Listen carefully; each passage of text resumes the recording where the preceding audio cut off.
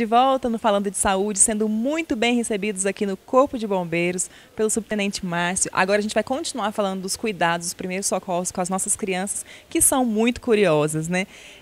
Outra curiosidade que elas têm é a água.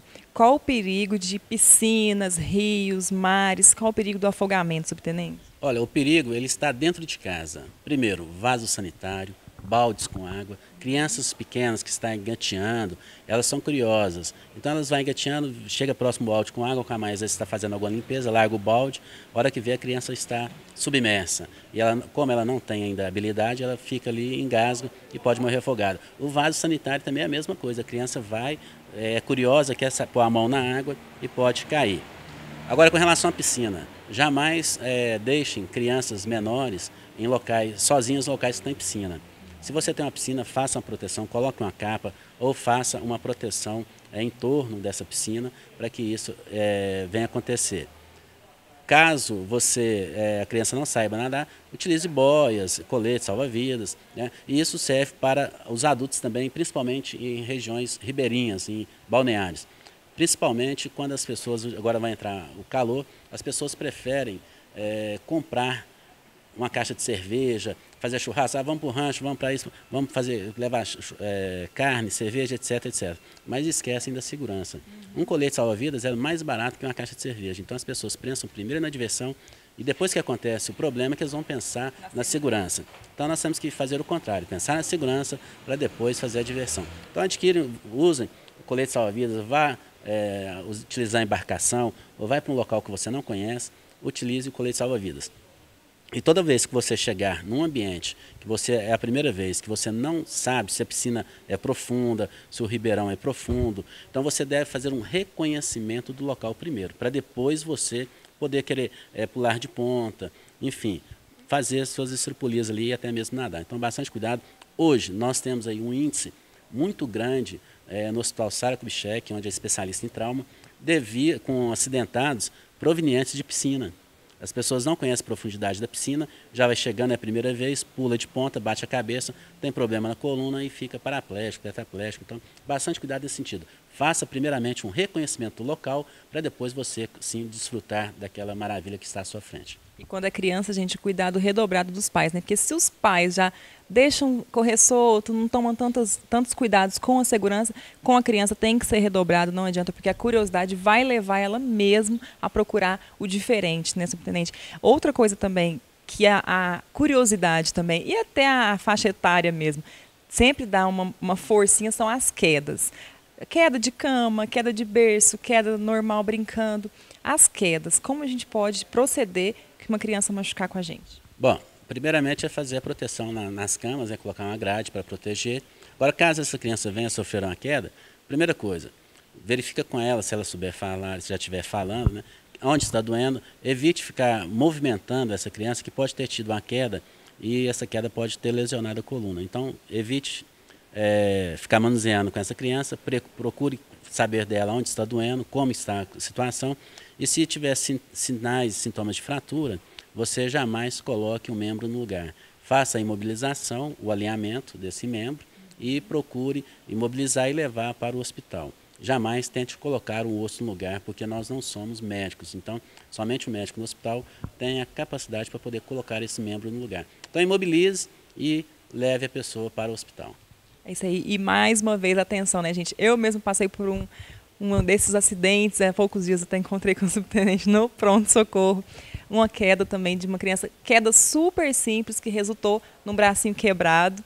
Então a gente tem mesmo que procurar um profissional, porque pela gente a gente não sabe o que está acontecendo, então o melhor a fazer é procurar o socorro, quem entende do assunto, quem estudou para isso, quem está preparado para ajudar a gente. Não vamos perder tempo, vamos procurar logo a ajuda, com certeza o dano vai ser bem menor, né, subtenente? E também nunca deixar a criança descalço, no caso, estiver no piso escorregadio, porque às vezes quer ajudar a mãe, lavar, alguma coisa nesse sentido, vai despertando a curiosidade, e ela descalça, pode escorregar e pode sofrer uma queda, fraturar um braço, fraturar uma perna, e a criança é muito comum sofrer esse tipo de queda, né, de trauma devido à questão aí das condições do ambiente ali, então bastante cuidado nesse sentido.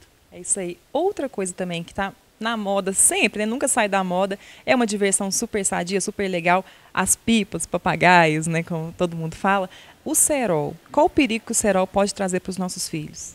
Olha, o cerol, ele pode trazer amputação de membros, de dedos, amputação da mão, pode provocar danos e muito grande em motociclistas, que às vezes o cidadão está trabalhando com a sua moto, passa ali, tem uma criança soltando pipa com cerol, ele passa, pode ter a jugular cortada, pode ter uma artéria cortada, e isso pode levar à morte. Além, caso não leve à morte, pode provocar uma sequela grave, futuramente a pessoa pode perder alguns movimentos, enfim. Temos que tomar bastante cuidado. Crianças que forem soltar pipas, papagaios, jamais utilizem cerol, porque é crime e quem vai se responsabilizar por isso vai ser o pai. Então, levem as crianças para soltar pipa em local aberto, evite a rede elétrica, próxima à rede elétrica, evite as brincadeiras de cortar pipa, que é muito comum, as pessoas utilizam cerol para cortar a pipa e acham engraçado, porém não sabe o risco que está correndo. A própria criança pode se machucar com o próprio cerol que ela fez, por quê? Pode cortar a mão, pode perder dedos, né, amputar dedos, conforme nós já dissemos. Então, bastante cuidado nessa hora, evite procedimentos dessa natureza, porque você pode colocar em risco não só a sua vida, mas também a vida de terceiros. Na nossa região temos um ponto até positivo na questão de soltar pipas. Nós não temos aqui as casas feitas só com laje, né, tipo em São Paulo, Belo Horizonte. Então, nós não temos crianças que ficam soltando pipa em cima de laje. Então, isso é já um ponto positivo para nós. Outro ponto positivo é que nós temos aqui uma região que venta bastante, então procurem as praças, locais abertos, onde possa se fazer a prática desse tipo de esporte. Tenente, agora eu queria falar da obstrução respiratória. A gente tem aqui a nossa bebê, né? E eu queria que o senhor explicasse para a gente, passo a passo, como a gente deve agir nessa situação, porque todo mundo entra em desespero mesmo, né? Não adianta a gente tentar manter a calma. A dica é essa, né, gente? Manter a calma, mas vamos primeiro conhecer o que deve ser feito para depois a gente ter uma noção na hora que precisar, né? Classificamos, né, vamos dizer assim, o ser humano em 3 faixas de idade. De 0 a 1 ano nós chamamos de bebê, de 1 a 8 anos de criança e acima de 8 anos nós denominamos que a pessoa já é um adulto. Mas é muito comum, recém-nascidos, mães de marinheiras de primeira viagem, né, tá amamentando o filho e o filho engasga. Então o que nós temos que fazer? Nessa posição, abaixar a criança. O simples fato de você fazer esse movimento, a criança já costuma desengasgar sozinha. Mas caso ela não desengasgue, o que nós vamos fazer? Dar 5 palmadinhas com a mão tipo concha, na escápula, aqui entre os ombros, 5 palmadinhas de cima para baixo. Sempre nesse movimento, jamais façam isso. É sempre nesse movimento. Coloca força? Coloca força. Sempre nesse movimento. 5 pancadas.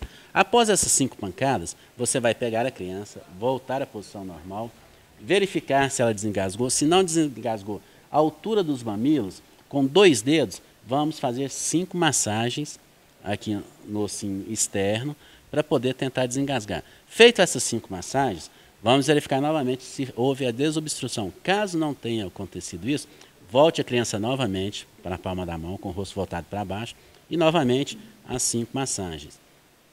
Volta à posição anterior, não voltou, mais 5 massagens aqui entre os mamilos da criança. E vai fazendo isso aí até ela voltar à situação normal. Começou a respirar ou começou a chorar, maravilha, aí não precisa fazer mais, porque ela já voltou à situação normal. Então isso aí acontece muito e as mães desesperam. A criança engasga, ela larga a criança e sai correndo para pedir ajuda.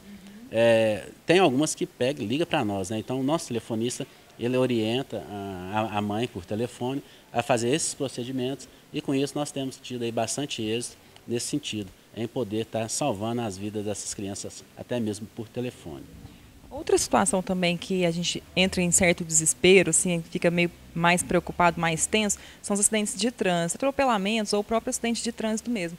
Tem como a gente ter também uma noção de primeiros socorros para isso, com as crianças? Com as crianças, primeira coisa, observar se ela está com alguma lesão ou não, trauma ou não, fazer uma avaliação, manter a calma. Se for criança menores, tem que andar na cadeirinha ou no assento, no banco de trás, jamais podem andar no banco da frente, né, crianças menores. E com isso, elas estando seguras, com cinto de segurança, sentadas num local próprio, vai evitar aí muito o risco dela se machucar. Agora, caso não esteja, ela pode ser projetada para frente, bater o rosto no banco de trás, né, no banco, na parte de trás do banco dianteiro, pode, se ela estiver na frente, pode bater o rosto no painel ou até mesmo no para-brisa. Então nós temos que manter a calma, relacionar o acidente com o trauma ali que tem e fazer os procedimentos. Se você tiver conhecimento de primeiros socorros, maravilha. Caso não tenha, ligue 193 e acione o Corpo de Bombeiros para que possa fazer o atendimento adequado a esse tipo de situação. E para a gente que não tem tantas essas noções de primeiros socorros, o Corpo de Bombeiros oferece um curso, né, subtenente? Eu queria que você me falasse como é que é esse curso, como é que a gente faz para participar? Olha, a partir do dia 17 estaremos aí realizando mais um curso de primeiros socorros, né, o denominado Resgate, tem 40 horas aula, e ele será feito em 2 semanas, a partir do dia 17, a partir de 19 horas até as 22 horas, lá no salão, no auditório da Policlínica Municipal, ali na Batalhão Mauá, né, próximo ali à Justiça do Trabalho. O que você deve fazer para fazer a inscrição? Ter acima de 12 anos, trazer uma foto 3x4 e 5 quilos de alimento não perecível, onde esses alimentos serão doados a entidades de caridade de nossa cidade. Então, se você quer participar, procure o Corpo de Bombeiros, trazendo uma foto 3x4 e 5 quilos de alimento não perecível. É isso aí, gente. Esse curso, eu já tive a oportunidade de ter contato com esse curso, é realmente muito legal. Todo mundo deveria fazer, independente de classe social, de sexo, de raça, de cor, de idade. É muito legal mesmo para a gente estar preparado, porque acidentes acontecem com todo mundo, ninguém está livre disso. Não pensem, nós pensamos erroneamente que vai acontecer só com o nosso vizinho, só com quem está longe da gente, mas não, pode acontecer com a gente também, a gente tem que estar pelo menos um pouco preparado. E, antes de tudo, eu queria agradecer muito aqui ao subtenente Márcio por ter dado todas essas dicas aqui para a gente. Foi um pedido que foi feito através da internet para a gente vir no Corpo de Bombeiros para ter essas noções de primeiros socorros, os cuidados com as crianças. A gente veio atender o pessoal. Eu agradeço muito a sua atenção. Seja sempre bem-vindo ao Falando de Saúde. Bom, nós que agradecemos a oportunidade, principalmente aí agradecer aos internautas, né, com essa preocupação que teve em abordar esse tipo de assunto. Estamos à disposição da comunidade 24 horas e pedimos que a comunidade confie em nós, porque nós confiamos em Deus. É claro, gente, o Corpo de Bombeiros realmente todo mundo fala, né? Criança confia no bombeiro, né? Vê o caminhão do bombeiro, olha, é o bombeiro. E realmente, gente, o trabalho deles é espetacular mesmo, é digno de nosso todo respeito, tanto do canal da gente como de toda a população de Araguari. Eu tenho certeza que os bombeiros são respeitados por isso. Precisou de ajuda, a gente espera que não precisem, mas se precisarem, 193, né? 193, 24 horas à disposição da comunidade. É isso aí, a gente vai para o intervalo e volta já já.